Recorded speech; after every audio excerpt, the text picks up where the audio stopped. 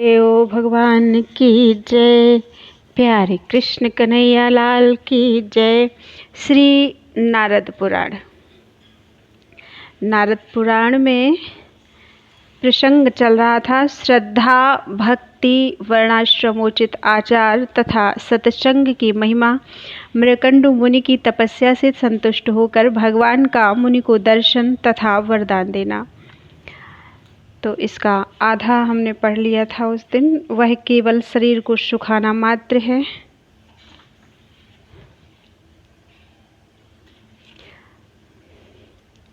हाँ, यहाँ तक हो गया था। उस समय उसी स्थान पर भगवान नारायण के परम भक्त महाभाग मार्कंडेय जी भगवान की विविध लीलाओं का दर्शन करते हुए खड़े थे। यहाँ तक पिछले वीडियोज़ में हमारा हो गया था। आगे की कथा। ऋषियों ने पूछा, मुने, हमने पहले से सुन रखा है कि उस महाभयंकर प्रलय काल में स्थावर जंगम समस्त प्राणी नष्ट हो गए थे और एकमात्र भगवान श्री हरि ही विराजमान थे। जब समस्त चराचर जगत नष्ट होकर एकारणम में विलीन हो चुका था, तब सबको अपना ग्रास बनाने वाले श्री हरि ने मार्कंडेय मुनि को किस लिए बचा रखा था? सूत जी, इस विषय को लेकर हमारे मन में बड़ा कौतूहल हो रहा है, अतः इसका निवारण कीजिए। भगवान विष्णु की सुयश सुधा का पान करने में किसे आलस्य हो सकता है? सूत जी बोले, ब्राह्मणों, पूर्व काल में मृकंडु नाम से विख्यात एक महाभाग मुनि हो गए हैं। उन तपस्वी महर्षि ने शालिग्राम नामक महान तीर्थ में बड़ी भारी तपस्या की। ब्राह्मण उन्होंने 10,000 युगों तक सनातन ब्रह्म का गुणगान करते हुए उपवास किया। वे बड़े क्षमाशील थे, सत्य प्रतिज्ञ तथा जितेंद्रिय थे। समस्त प्राणियों को अपने समान देखते थे। उनके मन में विषय भोगों के लिए तनिक भी कामना नहीं थी। वे संपूर्ण जीवों के हितैषी तथा मन और इंद्रियों को वश में रखने वाले थे। उन्होंने उस उक्त तीर्थ में बड़ी भारी तपस्या की। उनकी तपस्या से शंकित होकर इंद्र आदि सब देवता उस समय अनामय परमेश्वर भगवान नारायण की शरण में गए। क्षीर सागर के उत्तर तट पर जाकर देवताओं ने देव देवेश्वर जगत गुरु पद्मनाभ का इस प्रकार स्तवन किया। देवता बोले, हे अविनाशी नारायण, हे अनंत, हे शरणागत पालक, हम सब देवता मृकंडु मुनि की तपस्या से भयभीत होकर आपकी शरण में आए हैं। आप हमारी रक्षा कीजिए। देवाधिदेवेश्वर आपकी जय हो। शंख और गदा धारण करने वाले देवता आपकी जय हो। यह संपूर्ण जगत आपका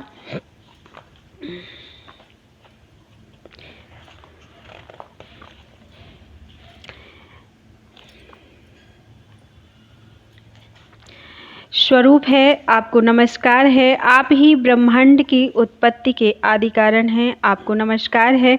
देव देवेश्वर आपको नमस्कार है। लोकपाल आपको नमस्कार है। संपूर्ण जगत की रक्षा करने वाले आपको नमस्कार है। लोक साक्षिण आपको नमस्कार है। ध्यान गम्य आपको नमस्कार है। ध्यान के हेतुभूत, ध्यान स्वरूप और ध्यान के साक्षी परमेश्वर आपको नमस्कार है। पृथ्वी आदि 5 भूत आपके ही स्वरूप हैं। आपको नमस्कार है।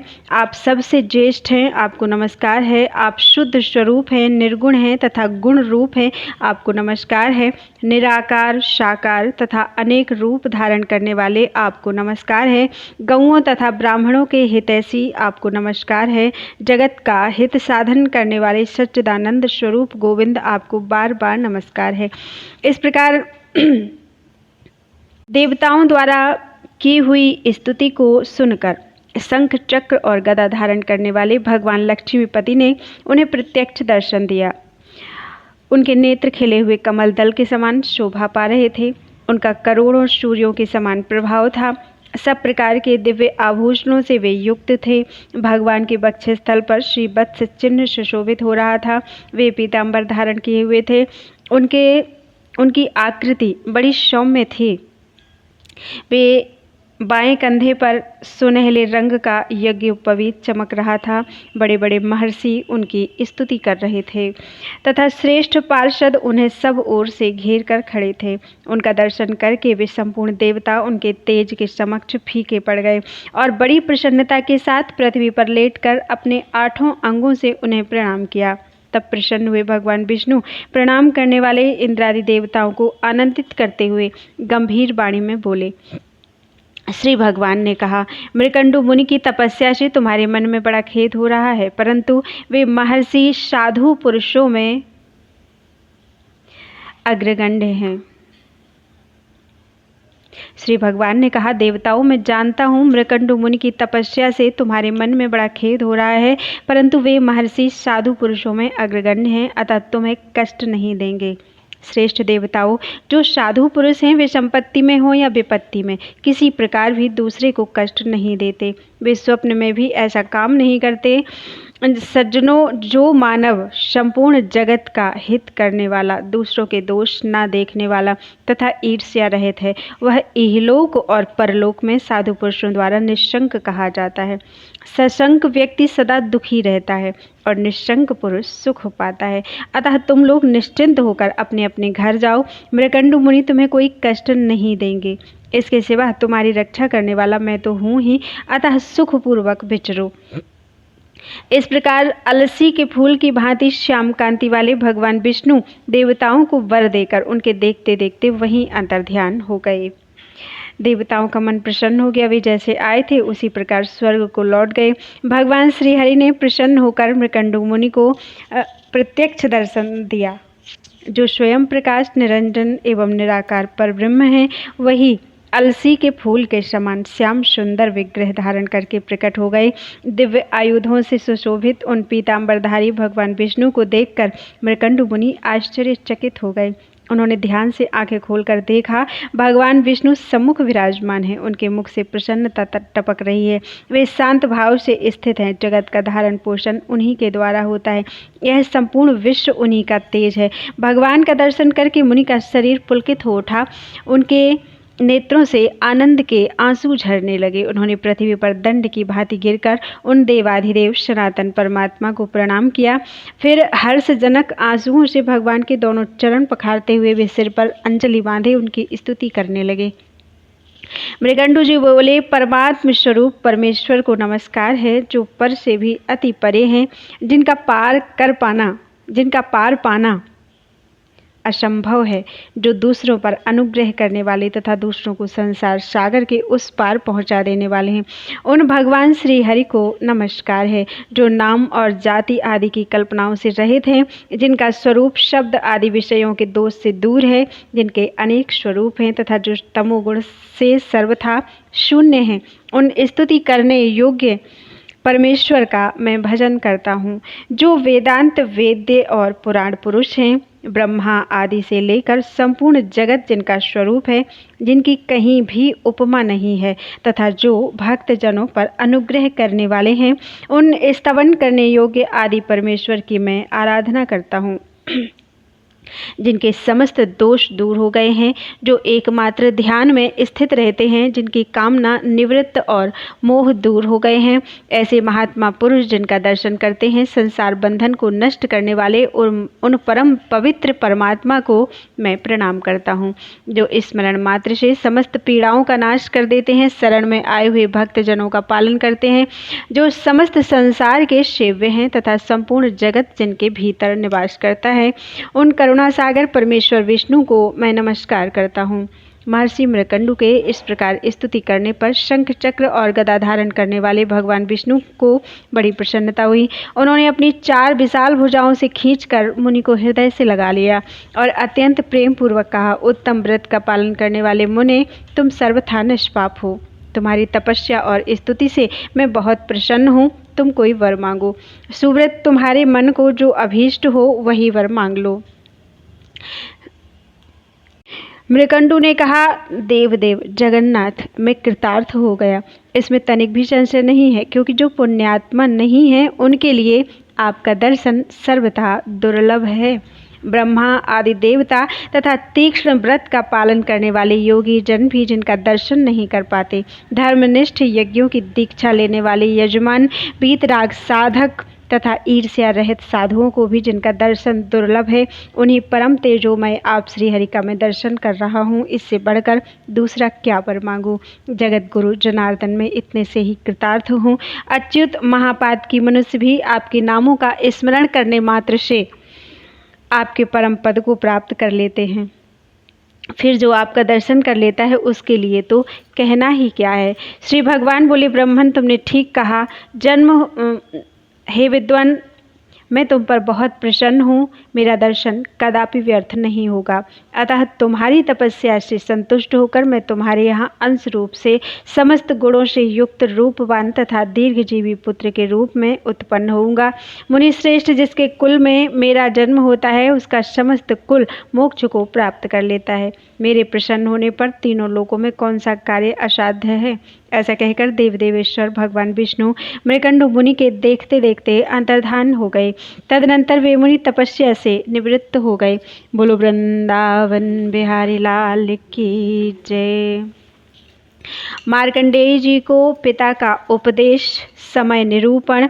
मार्कंडेय द्वारा भगवान की स्तुति और भगवान का मार्कंडेय जी को भगवत भक्तों के लक्षण बताकर वरदान देना। नारद जी ने पूछा, ब्रह्मन, पुराणों में यह सुना जाता है कि चिरंजीवी महामुनि मार्कंडेय ने इस जगत के प्रलय काल में भगवान विष्णु की माया का दर्शन किया था, अतः इस विषय में कहिए। श्री सनक जी ने कहा, नारद जी, मैं उस सनातन कथा का वर्णन करूंगा, आप सावधान होकर सुने। मार्कंडेय मुनि से संबंध रखने वाली यह कथा भगवान विष्णु की भक्ति से परिपूर्ण है। साधु शिरोमणि मृकंडु ने तपस्या से निवृत्त होने के बाद विवाह करके प्रसन्नतापूर्वक गृहस्थाश्रम धर्म का पालन किया। वे मन और इंद्रियों का संयम करके सदा प्रसन्न रहते और कृतार्थता का अनुभव करते थे। उनकी पत्नी बड़ी पवित्र, कार्यकुशल तथा निरंतर पति की सेवा में तत्पर रहने वाली थी। वे मन, वाणी और शरीर से भी पातिव्रत धर्म का पालन करती थी। समय आने पर उन्होंने भगवान के तेजोमय अंश से युक्त गर्भ धारण किया और 10 महीने के बाद एक परम तेजस्वी पुत्र को जन्म दिया। महर्षि मृकंडु उत्तम लक्षणों से सुशोभित पुत्र को देखकर बहुत प्रसन्न हुए। उन्होंने विधि पूर्वक मंगलमय जात कर्म संस्कार संपन्न कराया। मुनि का वह पुत्र शुक्ल पक्ष के चंद्रमा की भांति दिन दिन बढ़ने लगा। विप्रवर तदनंतर 5वें वर्ष में प्रसन्नतापूर्वक पुत्र का उपनयन संस्कार करके मुनि ने उसे वैदिक धर्म संहिता की शिक्षा दी और कहा, बेटा, ब्राह्मणों का दर्शन होने पर सदा विधि पूर्वक उन्हें नमस्कार करना चाहिए। तीनों समय सूर्य को जलांजलि देकर उनकी पूजा करना और वेदों के स्वाध्याय पूर्वक वेदोक्त कर्म का पालन करते रहना चाहिए। ब्रह्मचर्य तथा तपस्या के द्वारा सदा श्रीहरि की पूजा करनी चाहिए। दुष्ट पुरुषों से वार्तालाप आदि निषिद्ध कर्म को त्याग देना चाहिए। भगवान विष्णु के भजन में लगे हुए साधु पुरुषों के साथ रहना चाहिए। किसी से भी द्वेष रखना उचित नहीं है। सबसे हित का साधन करना चाहिए। वत्स, यज्ञ, अध्ययन और दान, ये कर्म तुम्हें सदा करने चाहिए। इस प्रकार पिता का आदेश पाकर मुनीश्वर मार्कंडेय नित्य निरंतर भगवान विष्णु का चिंतन करते हुए स्वधर्म का पालन करने लगे। महाभाग मार्कंडेय बड़े धर्मानुरागी और दयालु थे। वे मन को वश में रखने वाले और सत्य प्रतिज्ञ थे। वे जितेंद्रिय, शांत, महाज्ञानी और संपूर्ण तत्वों के मर्मज्ञ थे। उन्होंने भगवान विष्णु की प्रसन्नता के लिए बड़ी भारी तपस्या की। बुद्धिमान मार्कंडेय के आराधना करने पर जगदीश्वर भगवान विष्णु ने उन्हें पुराण संहिता बनाने का वर दिया। चिरंजीवी मार्कंडेय जी सुदर्शन चक्रधारी देवाधिदेव भगवान विष्णु के महान भक्त और उनके तेज के अंश थे।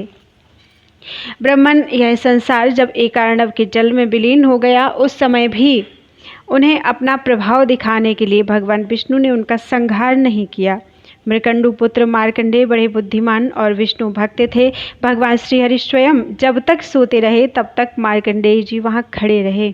उस समय का माप मैं बतला रहा हूँ, सुनिए। 15 निमेष की एक काष्ठा बताई गई है। नारद जी, 30 काष्ठा की एक कला समझनी चाहिए। 30 कला का एक क्षण होता है और 6 क्षणों की एक घड़ी मानी गई है। 2 घड़ी का एक मुहूर्त और 30 मुहूर्त का एक दिन होता है। 30 दिन का एक मास होता है और एक मास में 2 पक्ष होते हैं। 2 मास का एक ऋतु और 3 ऋतुओं का एक अयन माना गया है।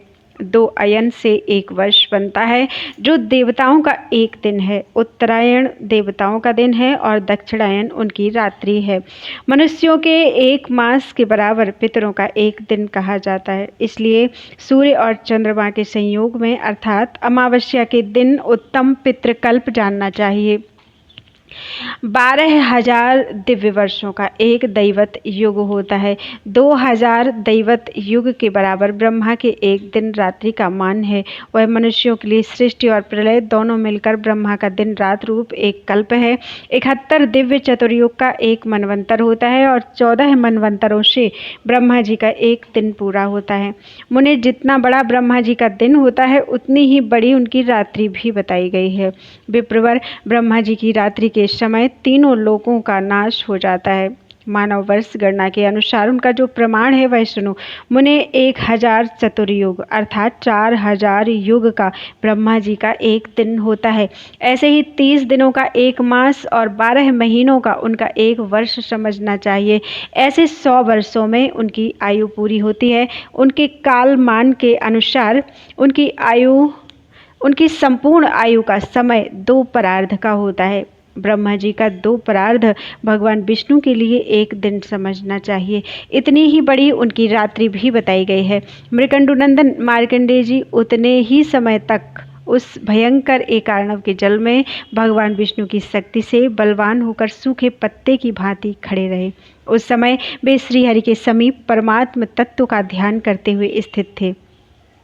तदनंतर प्रलय काल का अंत समय आने पर योग निद्रा से मुक्त होकर श्रीहरि ने ब्रह्मा जी के रूप से इस चराचर जगत की रचना की। जल का उपसंहार और जगत की नूतन सृष्टि देखकर मार्कंडेय जी चकित हो गए। उन्होंने अत्यंत प्रसन्न होकर श्रीहरि के चरणों में प्रणाम किया। महामुनि मार्कंडेय ने सिर पर अंजलि बांधे नित्यानंद स्वरूप श्रीहरि का प्रिय वचनों द्वारा इस प्रकार स्तवन किया। मार्कंडेय जी बोले, जिनके सहस्रों मस्तक हैं, रोग शोक आदि विकार से जो सर्वथा रहित हैं, जिनका कोई आधार नहीं है, स्वयं ही वे सबके आधार हैं तथा जो सर्वत्र व्यापक हैं, मनुष्यों से सदा प्रार्थित होने वाले उन भगवान नारायण देव को मैं सदा प्रणाम करता हूँ। जो प्रमाण से परे तथा जरावस्था से रहित हैं, नित्य एवं सच्चिदानंद स्वरूप हैं तथा जहाँ कोई तर्क या संकेत काम नहीं देता, उन भगवान जनार्दन को मैं प्रणाम करता हूँ। जो परम अक्षर नित्य विश्व के आदि कारण तथा जगत के उत्पत्ति स्थान है, उन सर्व तत्वमय शांत स्वरूप भगवान जनार्दन को मैं नमस्कार करता हूँ। जो पुरातन पुरुष सब प्रकार की सिद्धियों से संपन्न और संपूर्ण ज्ञान के एकमात्र आश्रय हैं, जिनका स्वरूप पर से भी अति परे है, उन भगवान जनार्दन को मैं नमस्कार करता हूँ। जो परम ज्योति, परम धाम तथा परम पवित्र पद है, जिनकी सबके साथ एक रूपता है, उन परमात्मा जनार्दन को मैं प्रणाम करता हूँ। सत्य चित और आनंद ही जिनका स्वरूप है, जो सर्वश्रेष्ठ ब्रह्मादि देवताओं के लिए भी परम पद हैं, उन सर्वस्वरूप श्रेष्ठ सनातन भगवान जनार्दन को मैं नमस्कार करता हूँ। जो सगुण निर्गुण शांत मायातीत और विशुद्ध माया के अधिपति हैं तथा जो रूप रहित होते हुए भी अनेक रूप वाले हैं, उन भगवान जनार्दन को मैं प्रणाम करता हूँ। जो भगवान इस जगत की सृष्टि पालन और संहार करते हैं, उन आदिदेव भगवान जनार्दन को मैं नमस्कार करता हूँ। परेश परमानंद शरणागत वत्सल दया सागर मेरी रक्षा कीजिए। मनवाड़ी से अतीत परमेश्वर आपको नमस्कार है। विप्रवर नारद जी, शंख चक्र और गदा धारण करने वाले जगत गुरु भगवान विष्णु इस प्रकार स्तुति करने वाले मार्कंडेय जी से अत्यंत प्रसन्नतापूर्वक बोले। श्री भगवान ने कहा, द्विजश्रेष्ठ, संसार में जो भक्त पुरुष मुझ भगवान की भक्ति में चित्त लगाए रहने वाले हैं। उन पर संतुष्ट होकर मैं सदा उनकी रक्षा करता हूँ, इसमें संदेह नहीं है। भगवत भक्त रूप से अपने को छिपाकर मैं ही सदा सब लोगों की रक्षा करता हूँ। मार्कंडेय जी ने पूछा, भगवान, भगवत भक्त के क्या लक्षण हैं? किस कर्म से मनुष्य भगवत भक्त होते हैं, यह मैं सुनना चाहता हूँ, क्योंकि इस बात को जानने के लिए मेरे मन में बड़ी उत्कंठा है। श्री भगवान ने कहा, मुनिश्रेष्ठ, भगवत भक्तों के लक्षण बतलाता हूँ, सुनो।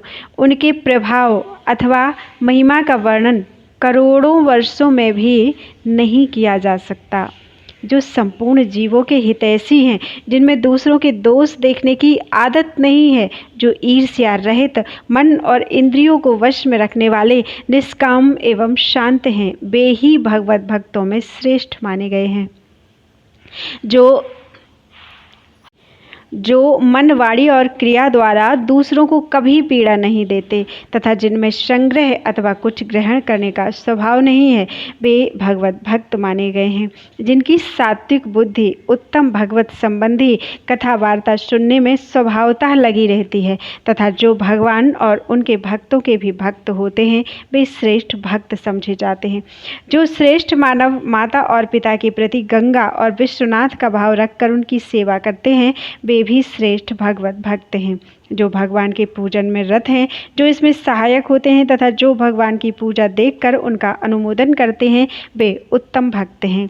जो व्रतियों तथा यतियों की सेवा में संलग्न तथा पराई निंदा से दूर हैं, वे श्रेष्ठ भागवत हैं। जो श्रेष्ठ मनुष्य सबके लिए हितकारक वचन बोलते हैं और सबके गुणों को ही ग्रहण करने वाले हैं, वे इस लोक में भगवत भक्त माने गए हैं।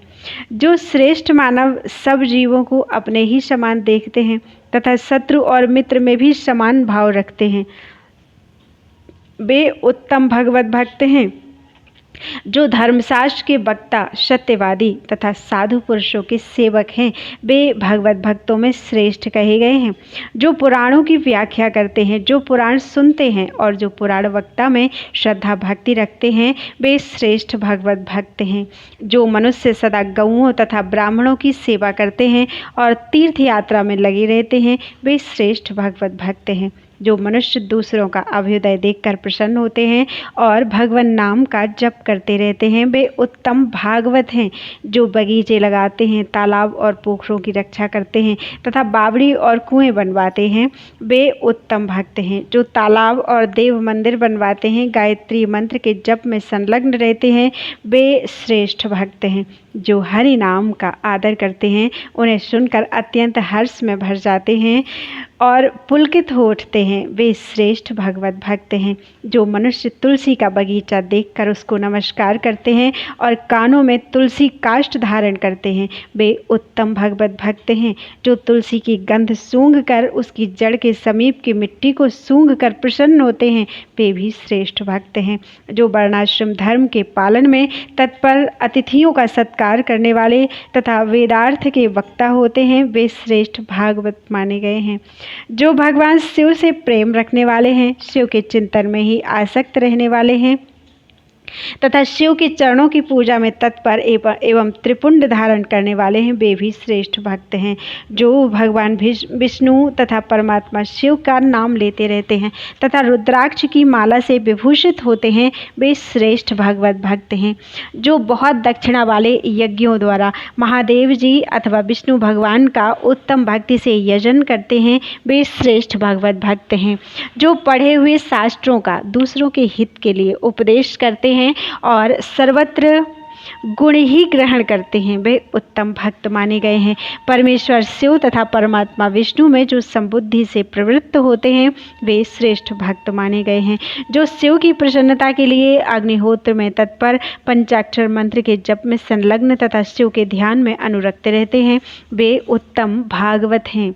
जो जलदान में तत्पर, अन्नदान में संलग्न तथा एकादशी व्रत के पालन में लगे रहने वाले हैं, वे श्रेष्ठ भक्त हैं।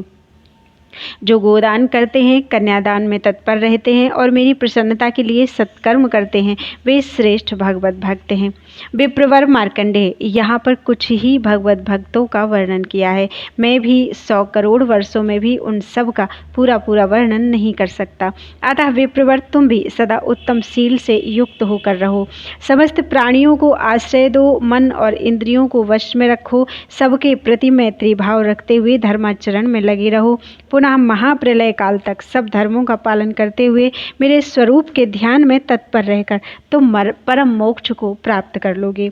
देवताओं के स्वामी दया सिंधु भगवान विष्णु अपने भक्त मार्कंडेय को इस प्रकार वरदान देकर वहीं अंतर्ध्यान हो गए।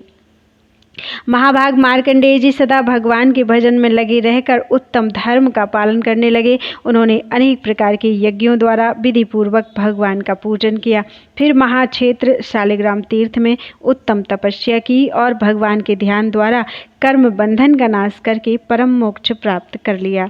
इसलिए भगवान की आराधना करने वाला भक्त पुरुष समस्त प्राणियों का हितकारी होता है। वह मन से जो वस्तुएं पाना चाहता है वह सब निसंदेह प्राप्त कर लेता है। सनक जी कहते हैं, विप्रवर नारद, तुमने जो कुछ पूछा था उसके अनुसार यह सब भगवत भक्ति का महात्म्य मैंने तुम्हें बताया है। अब और क्या सुनना चाहते हो? बोलो वृंदावन बिहारी लाल की जय।